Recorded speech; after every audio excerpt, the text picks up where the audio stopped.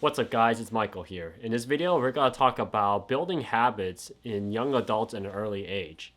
So, a lot of parenting revolves different types of styles. For example, if you help them out too much in the future, they might not know how to do something. If you don't help them out enough, then they might going down the wrong path. So, the real question is, and the answer to that question is, how do you pick the perfect spot? Basically something in the middle.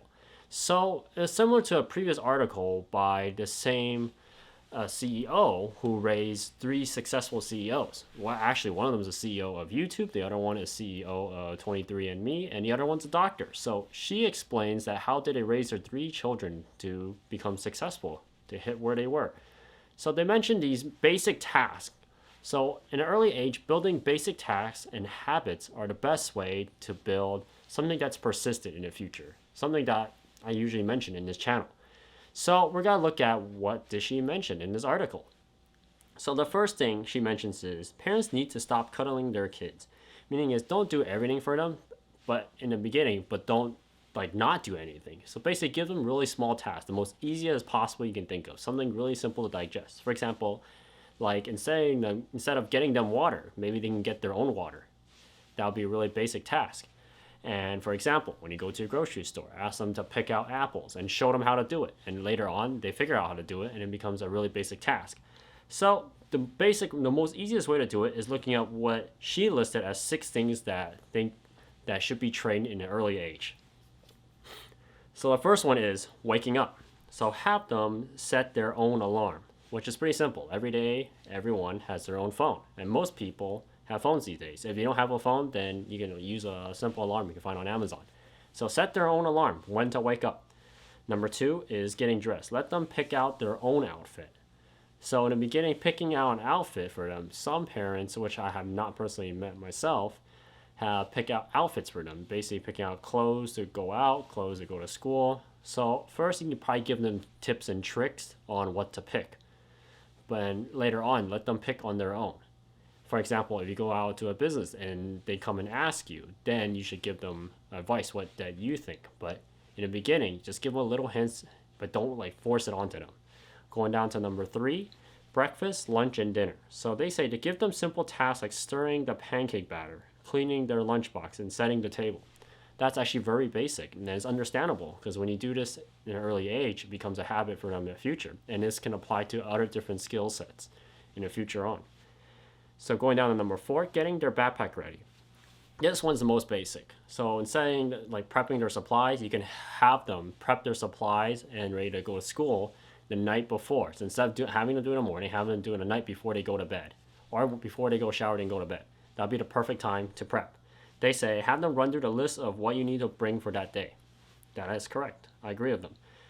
So the 5th one is making plans. Let them come up with weekend or after school activities. So this one is pretty interesting. So making plans is basically planning ahead, as simple as that. But when they plan ahead, what they choose what to do is up to them. So personally, they didn't really specify what type of plan they have them make. So personally, in my opinion, I suggest they have them make their own plan. Then you come in and revise it. Revise a little bit, but don't change all of it. For example, they wanted to add gaming time. Instead of cutting out completely the gaming time, just reduce it by small increments. The whole point of this is building habits through small increments and small movements. So instead of 1 hour, you can set it to 50 minutes. And from 50 minutes to 45 down to 40. Then you increase all the extra time you gain, allocate that resource somewhere else. That's the best way to do it. Because if you just cut out that specific section completely, then they're gonna fight back. And that is not what you want. That is not your final goal, is to have them slowly adjust to a habit. And don't cut it down all the way. Cut it down to a point that you feel is reasonable and they would agree with. So going down the list to number 6. So it's interesting looking through all of this list is that many of them decided to build on this list, build on these habits, because habits are easiest to be built at a young age. So going down to the last one, this one really relates to school. Overall, these 6 tasks is checking homework. It's okay if they don't get 100% of the answers correct. Let them learn from their mistakes. This one is really important for them, but at the same time, sadly, you only have little to control in that. because you can help them correct on the homework, but most of the time, most parents do not know how to do the children's homework. And at the same time, teachers dock them off a ton of points for making mistakes. Personally, I suggest they correct their mistakes, but it's just me blabbing on YouTube. Like, for example, clicking the subscribe button down below and the like button. Also, the bell notification icon for YouTube algorithm. But I wish teachers will understand this, that failure is not always the end of the world, but it is what it is. So basically, let them make mistakes, let them learn from it. If it's a mistake that doesn't involve school, teach them, guide them, do what you need to show them on the right path, and let them try it again. If they fail again, help them out a little bit and make them practice, and they could get better, better, and better. So they also mention is don't worry about perfection, because everything in life is not perfect.